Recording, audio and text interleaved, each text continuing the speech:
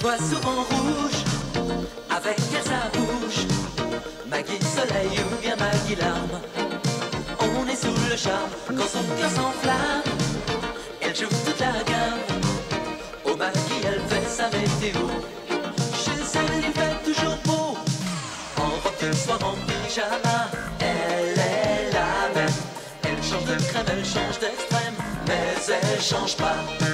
Maggie le jour, Maggie la nuit, c'est un poème. Un peu beaucoup à la folie, c'est elle qu'on aime. Maggie, Maggie, Maggie, voilà Maggie.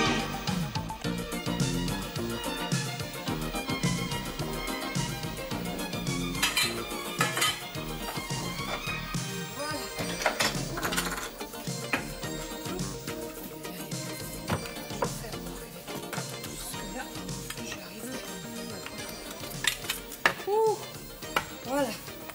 Voilà. Allez, on y va. Voilà. Ah. Eh ben, mais qu'est-ce qui se passe? Oh, mais c'est pas...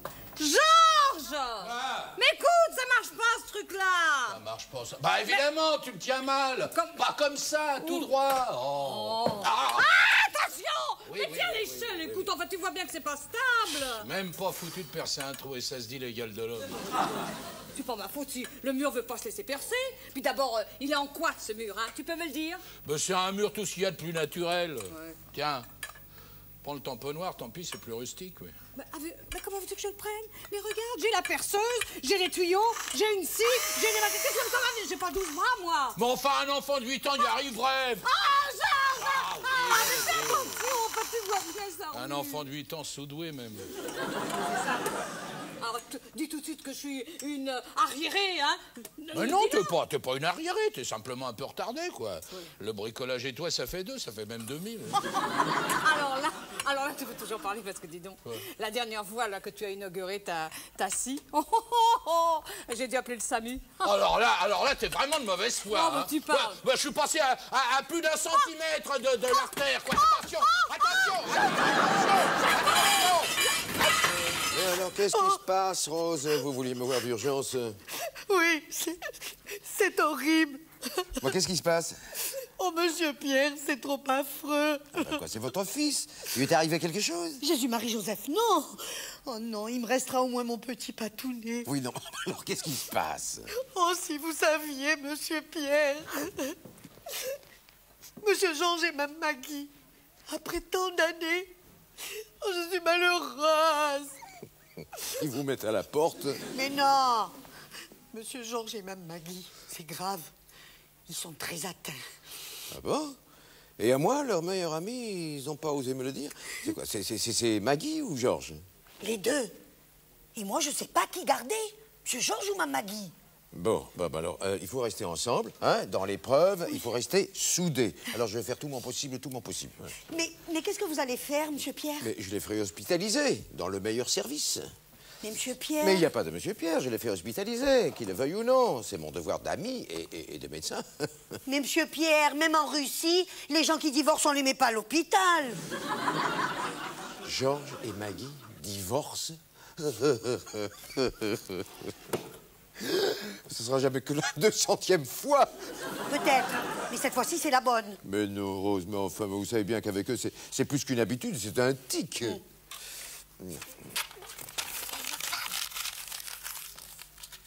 Comment? Il y a une autre femme.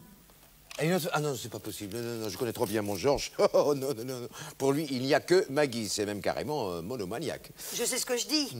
C'est Marie Bignol qui me l'a dit, alors. Oh, c'est Marie Bignol, oui. Et vous croyez ce que raconte cette commère? C'est pas une commère. C'est la femme la mieux informée du quartier. Ah, ça, la nuance est de taille, oui. Et elle m'a dit que pour monsieur Georges et Mme Maggie... Oui, non, écoute, non, Rose, écoute, ça suffit. Je ne veux pas entendre ce que colporte cette vieille toupie. Allez, j'ai du travail, allez. D'accord, c'est une vieille toupie. Mais ça n'empêche que pour le divorce de monsieur Georges et de Mme Maggie, c'est pas des ragots, c'est la vérité vraie. La preuve, c'est que ni vous ni moi, on s'en est rendu compte.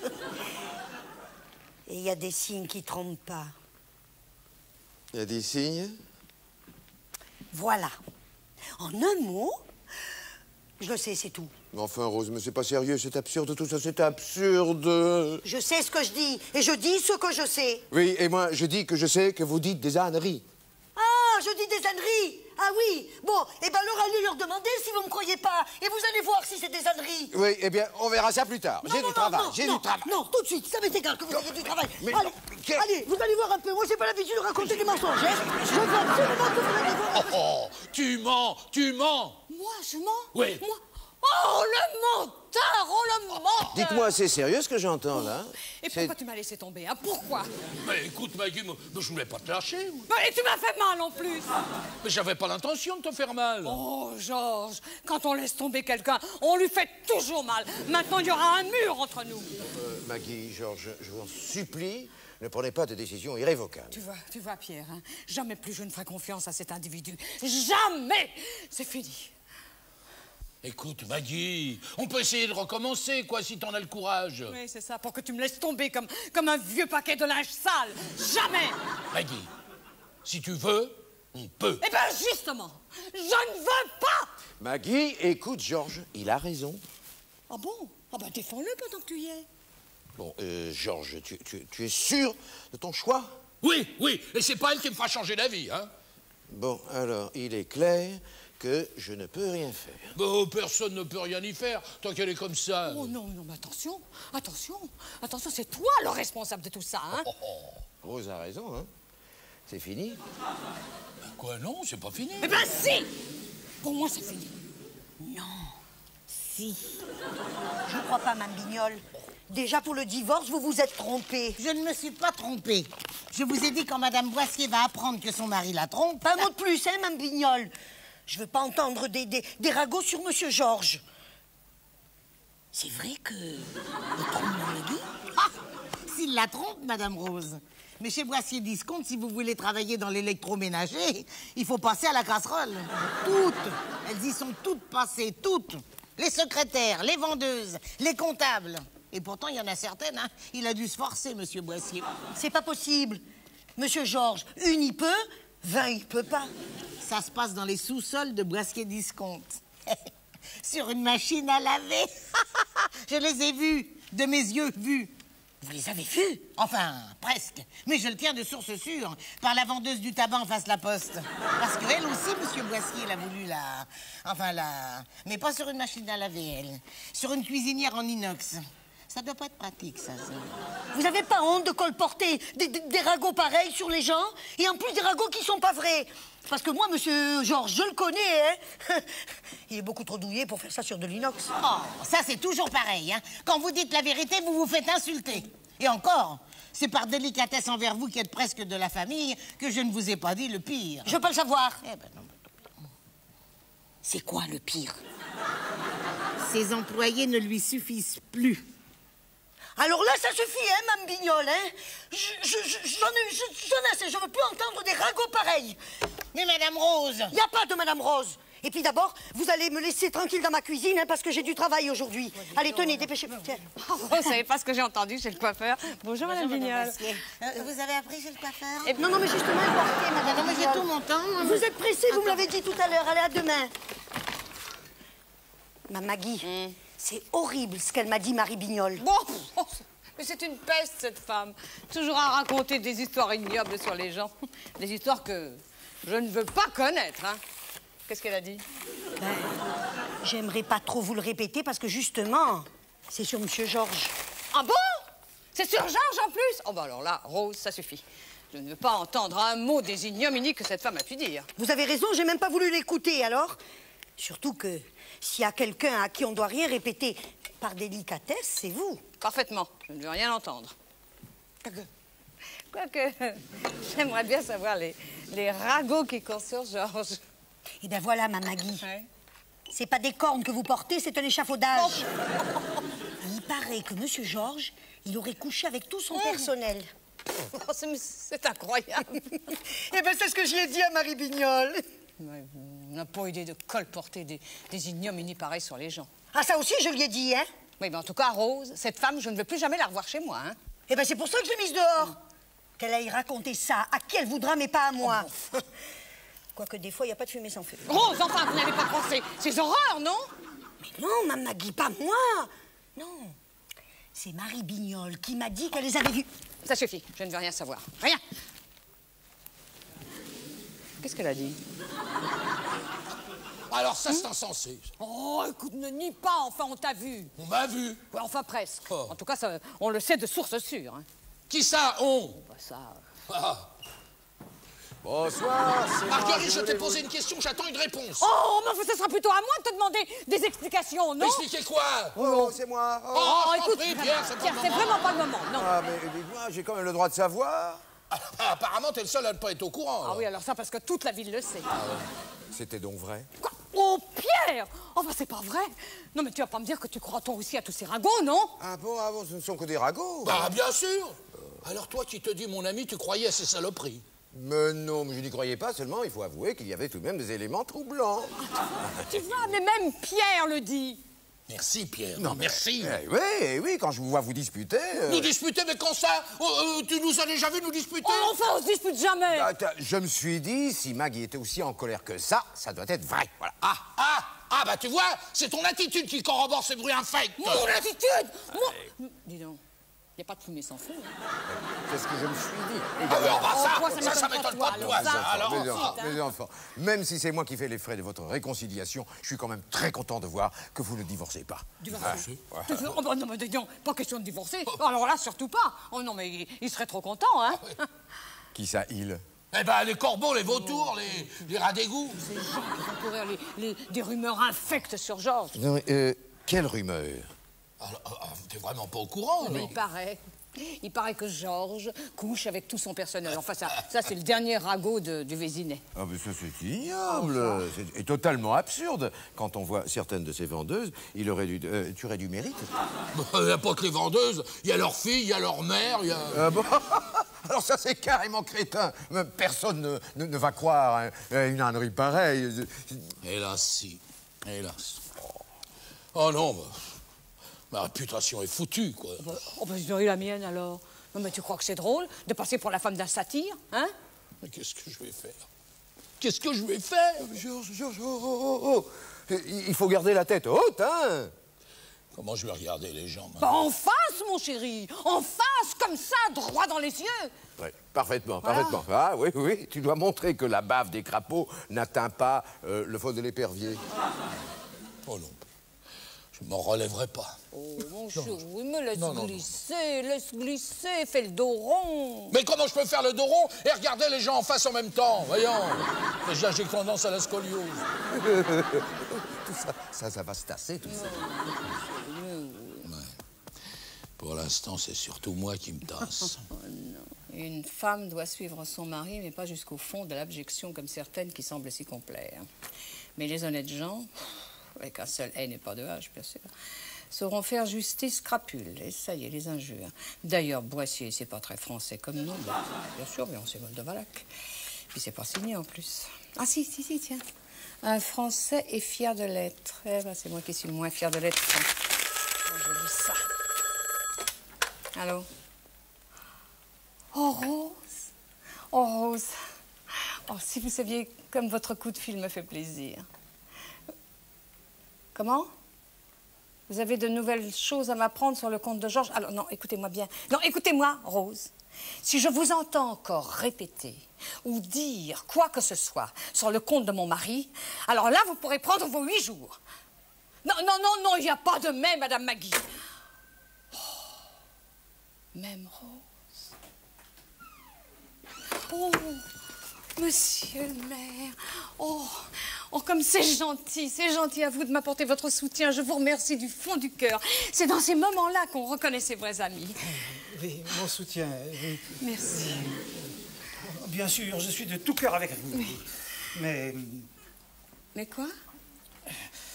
Voilà, certains membres du conseil municipal, bien sûr, j'ai pris votre défense, mais je n'ai rien pu faire. Croyez que lorsque cette histoire sera un petit peu calmée, dans 1 an ou 2, vous pourrez compter sur toute ma sympathie. Oui, parlez clairement, Cruchon, je ne vous comprends pas très bien. Eh bien, mais je vous l'ai dit. Ah non! Ah non, vous ne m'avez rien dit. Comme tous les hommes politiques, vous avez parlé pour ne rien dire. Voilà. Certains éléments du conseil municipal estiment, enfin pensent qu'il vaudrait mieux que, pour quelque temps, vous abandonniez vos fonctions officielles. Oui, vous comprenez, des présomptions graves pèsent sur votre mari. Quelle présomption? Je préfère ne pas parler de ça pour l'instant, mais croyez bien que... Oui, bien sûr. Vous avez pris ma défense, mais vous n'avez rien pu faire. C'est ça. Voilà, c'est ça. Eh bien, maintenant, chère Marguerite, excusez-moi, mais je suis désolé, il faut que j'inaugure une première pierre dans le... Dans votre cœur. Oui, tout ça. Calomnier, calomnier. Il en restera toujours quelque chose. Mais c'est pas vrai. Mais c'est un cauchemar, c'est un cauchemar. Mon Dieu, dites-moi que c'est pas vrai tout ça. Alors il a suffi qu'un imbécile réponde à un bruit sur Georges et aussitôt tout le monde s'en mêle, histoire d'avoir l'air d'être au courant. Oh, qu'est-ce qu'on va faire, mon Dieu, qu'est-ce qu'on va faire? Oh! Allez, courage, Marguerite, enfin! Quoi? Tu as déjà supporté 3 maris, 3 belles-mères, plus 2 gendres. Oh non, tu vas pas te laisser abattre par une petite rumeur de rien du tout. Oh, non. Voyons. Puis d'abord, pour commencer, il n'est pas question que j'abandonne mon bureau. Voilà, entrez. Ma Maggie, je voulais vous dire, c'est pas méchamment que je vous ai dit les choses tout à l'heure. Non. Maintenant que tout le monde est contre vous, je veux rester travailler chez vous. Et je veux leur montrer que je crois pas à tout ce qu'ils racontent. Vous savez, chez nous, à Grenoble, hein, on n'a pas l'habitude de laisser tomber les gens. Oh, Rose. Oh, oh Rose. Oh, vous voyez, c'est dans le malheur qu'on connaît ses vrais amis. Mais malheureusement, Rose... Malheureusement? Vous savez, cette histoire risque de nuire aux affaires de Georges et j'ai peur qu'on ne puisse pas vous garder. Oh, mais ne vous inquiétez pas pour ça, ma Maggie. Je vous prêterai de l'argent que j'ai gagné au loto, comme ça vous pourrez me payer, me garder. Qu'est-ce que c'est que ce parapluie? Qu'est-ce qui lui est arrivé? C'est rien. Je l'ai cassé sur la tête à Marie Bignol, quand elle a voulu me faire des nouvelles révélations, comme elle dit, sur Monsieur Georges. Bravo. Dites-moi, est-ce que vous pouvez me prêter ce qu'il en reste, là? Ah oui, bien sûr. Si. Eh ben ça, c'est pour la tête de cruchon. Oui, madame. Eh bien, occupez-vous de vos pieds, madame. Parfaitement, occupez-vous de vos pieds. Oh non, mais c'est pas vrai, c'est la 15e fois depuis ce matin. Mme Maggie, les lettres anonymes de la journée, qu'est-ce que j'en fais? Je les jette? Vous me jetez tout ce tas d'ordures à la poubelle. Ah non, je veux les voir. Oh non, Georges. Non, je veux les voir. Tu vas te faire du mal, ma chérie, mon je sais chéri. bien, ma chérie. Je veux absolument savoir ce qu'on pense de moi, ça j'y tiens. Georges, fais pas ça. Oh, tant pis. Voilà, ça tire. Oh non. Salaud. C'est que ça. Ordure. Non, c'est pour toi, ça, mon chéri. Ah, je t'attends chez moi à minuit. Ah, enfin une lettre agréable, tu vois. Laissez, Mme Maggie. Non, je sais leur parler, moi. Allô? De la part de qui? Mademoiselle X? Non, mademoiselle. Moi, quand j'achète du poulet, c'est pour faire du couscous, pas des messes noires. Ah oui. Vous savez ce qu'il vous dit, Belzébuth? Vous savez ce qu'il... Oh. Mme Maggie, oui. C'est une Mademoiselle X. Elle dit qu'elle sait de source sûre que Monsieur Georges, il a fait un pacte avec Satan. Jésus, Marie-Joseph. Allô? Mademoiselle X? Ah, eh bien, écoutez, mademoiselle, allez donc au diable. Hein? Ah, mais moi, j'y suis déjà. Alors, excusez-moi, j'ai pas de temps à perdre parce que j'ai un mouton à égorger. Oui. Maggie, il est le mouton. Oh, Rose, écoutez. Chérie, je me suis renseigné, je sais comment on peut filer en Amérique du Sud. On passe la frontière espagnole à pied, hein, on s'embarque clandestinement sur un cargo panaméen, et arrivé à Rio, on cherche à gagner le Honduras à dos de mulet, parce que peut-être que là-bas, ils savent pas encore qui je suis. Pas question, hein. Moi, je supporte pas les climats tropicaux. Ça me donne de l'asthme. Oh, fuir, partir, mais c'est avouer ta culpabilité, tu comprends? Ah, ben dis donc, en tout cas, hein, ce cauchemar m'aura permis de reconnaître mes véritables amis. Oui, écoute ça, chérie. Oui. Dans l'épreuve que vous traversez, Oui. veuillez croire en l'assurance de toute notre sympathie. Et c'est signé le comité d'entreprise de Boissy Maxi Discount. Oh, mon chéri, oh, ce que ça me fait plaisir. Oh. Ah oui. Ouais. Bah, tu vois, hein, il y a quand même des femmes reconnaissantes. Georges, je t'ai vu hier soir au journal d'Antenne 2. Très bien, hein, parfait. Oh. Ah oui, si. Quand tu as dit chez Boissier Discount, on ne sacrifie pas les prix, mais les moutons. On ne sacrifie pas les moutons, mais les... Non, on sacrifie les prix, pas les moutons. C'est ça, oui, très convaincant. Oh, convaincant, peut-être, mais en tout cas, ça n'a servi à rien. Oh, ça, là. Il y a encore des imbéciles qui trouvent que Georges a les oreilles pointues. Ouais. Il y en a même qui ont vu mes cornes, dis donc. Oui, alors que dis donc, les cornes, ce serait plutôt pour moi, enfin, d'après la rumeur du Vésinet. Comment veux-tu que je cache des cornes sous mes cheveux? Oui, t'aurais du mal. Oh, Pierre, mais alors, on est à bout, tu peux pas savoir, moi je suis... Moi, je suis sortir dans la rue, hein. Tellement j'ai peur de me faire lapider. Ou même violer. Moi, ça me déplairait pas d'avoir la réputation de brute sexuelle. Oh non, Pierre, arrête, tu sais, c'est très sérieux. Non, oui, je sais, Maggie, non, je sais. Je le sais d'autant plus que moi-même, j'ai été victime d'une rumeur il y a quelques années. Mais tu m'avais pas dit ça? Oh, c'est de l'histoire ancienne, mais elle a fait pas mal de bruit, la rumeur de la salpêtrière. Je me souviens, c'est l'obsédé des blocs opératoires, le satyre des billards, c'est ça, hein? Oui, c'était moi. Oh, Pierre, c'est pas possible. Non, c'est pas possible, évidemment. C'est les patientes qui abusaient de moi. Ah bon, merci. N'empêche que j'ai risqué ma carrière, et sans William Morin. Quoi, le professeur William Morin? J'étais cuit. William Morin, Oh, William le Morin. professeur. Oui. Sociologue à Paris 20, je sais qu'il n'est pas son pareil pour anéantir les rumeurs. Hein. Ah non, une efficacité totale. C'est vraiment scandaleux qu'il ait été viré de l'université. Ah bon, il a été viré? Oui, il a été victime d'une rumeur. Pour parler plus clairement, la conjonction entre la perception de la réalité et l'apparence de la réalité de la perception entraîne un phénomène coagulatoire où se cristallisent les mythes obsessionnels des classes moyennes. Vous me suivez? Oh, parfaitement. Non, mais je vois pas très bien le rapport avec Georges. Pourtant, c'est évident. L'objectivité obéit non pas aux images rétiniennes qui apparaissent ou disparaissent, non pas aux ubiquités ou aux métamorphoses, mais à l'énoncé de la permanence, d'où le phénomène des ovnis. Oui, mais voyez-vous, excusez-moi, mais Georges passe pour un satyre démoniaque, pas pour un martien. Alors c'est... Vous ne me suivez pas. Non, ce qui m'intéresse le plus, moi, dans le processus de la rumeur, c'est le rapport fondamental entre la corporalité hallucinatoire et la psychosociologie de Dame Pipi. J'ai d'ailleurs commencé une monographie sur les Dame Pipi. Mythe de la vie privée et vie privée des mythes. C'est grand. Oui, ça c'est fabuleux, c'est fantastique, mais... je vais vous demander comment faire pour stopper la rumeur sur Georges. Oh, Voilà, alors c'est ça, c'est très simple. Ah bon? Vous allez voir. Georges. Oui, voilà, professeur. J'ai fait comme vous m'avez demandé. Ça va? Regardez bien et suivez. L'inversion du signifiant doit aider à résoudre la contradiction fondamentale entre l'universalité capitaliste et l'individualité consubstantielle à la structure horizontale du Vésinet. C'est grave. Non, pas du tout. Mais il apparaît qu'objectivement, vous n'avez plus l'air d'une rue sexuelle. Oh, chic alors.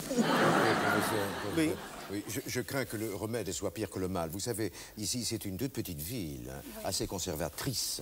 Ah, c'est vrai. Vous n'auriez pas une autre méthode? Ça ne vous suffit pas. Bon, bah, puisque vous y tenez, j'explique. Ah, non. Postulat de départ. Les mythes perdurent. Ils ne disparaissent pas, ils ne meurent pas, ils se métamorphosent. Donc... Ça, c'est bien vrai, hein? Les mythes, même dans la naphtaline... Par conséquent, seul un mythe secondaire peut annihiler un mythe primaire. Il importe donc de créer des contre-mythes qui focaliseront l'attention des masses. Tu pourrais pas traduire, Pierre? Oui, c'est très simple. Le seul moyen pour faire arrêter une rumeur, c'est de la remplacer par une autre. Eh oui, alors les gens s'intéressent à la nouvelle rumeur et oublient celle qui concerne Georges. Très grossièrement, c'est ça, oui. Alors il suffit de lancer des bruits sur les gens pour que M. Georges il ait la paix? Ouais. Parfaitement, absolument. Par exemple, on lance que Cruchon est un sous-marin du KGB. Qu'est-ce que vous en pensez? Oh, c'est très moyen, hein. Le KGB, la CIA, ça a déjà beaucoup servi pour détruire des réputations. Moi j'ai beaucoup mieux. Est-ce que vous savez où elle est, la mère Cruchon, en ce moment? Bah oui, je crois qu'elle est au bord de la mer, à la Baute, je crois. Pas du tout, Mme Maggie. Elle est sous la mer, les pieds dans un bloc de ciment. Bravo, madame. Ça, c'est une excellente idée. Et vous pouvez même crédibiliser votre histoire en disant que vous la tenez d'un ami très cher, le neveu d'un scaphandrier, par exemple. Oh! Alors, M. Cruchon, il aurait comme ça la mère Cruchon? Oh non, écoutez, Rose, enfin, c'est insensé. Quoi, vous savez bien que Mme Cruchon a au moins 10 cm de plus que son mari. Alors, ce serait plutôt elle qui... Hein? Oui, mais tu sais, Maggie, la corpulence n'a rien à voir là-dedans. C'est une question de musculature. Hein. Cruchon est un malingre sec, très fort, alors que Georges, au contraire, serait plutôt du type lymphatique mou. Oh, mais m'agace, celui-ci, ça suffit. Mais enfin, c'est pas possible. Écoutez, on peut pas faire ça, Cruchon. Ah, bah dites donc. T'as pas de cadeau à lui faire, hein? Son attitude... Oui, il n'a pas été très courageux, je sais, mais enfin, c'est pas une raison pour faire courir le bruit que Cruchon est un assassin. Enfin, c'est pas vrai. Entièrement d'accord avec toi. D'autant plus que Cruchon a commencé à se solidariser avec vous. Il est passé vous voir. Oui. Oh, tu parles. Oh, bah tu parles à 3 h du matin, avec un chapeau, des lunettes noires, c'est tout juste, il a pas mis une valette, c'est dans le dos. J'ai une idée. Cruchon est polygame. Son arrière-grand-père était chef d'une tribu de Nouvelle-Papouasie. Il a donc choisi de respecter les rites de ses ancêtres. Moi, je trouve que cette fidélité anthropologique est quelque chose de très émouvant. Non? Oh, alors là, ça, personne ne le croira. Hein. Oh, que si. Oh. Les gens croient n'importe quoi. Ils ont bien cru que Georges avait vendu son âme au diable. Très bien. Mais si c'est pas Cruchon, c'est qui alors? Personne. Enfin, on va pas répandre des rumeurs sur les gens.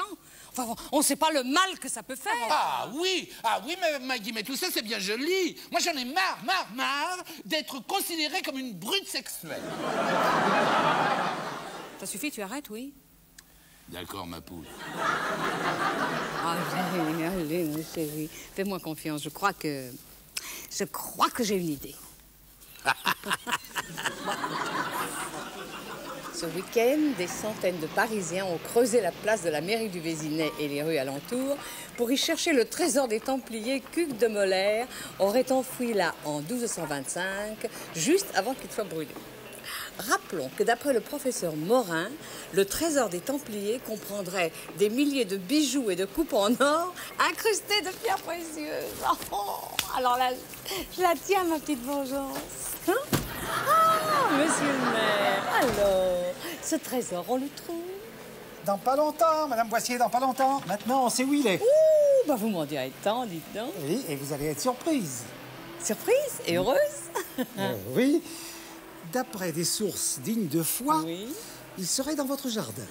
Petit jardin, elle fait la loi.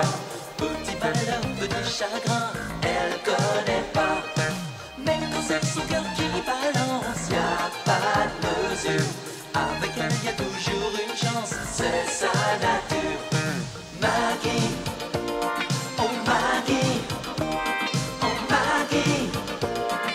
Voilà Maggie, elle crie, mais c'est toujours tendresse. Elle rit et c'est jamais triste.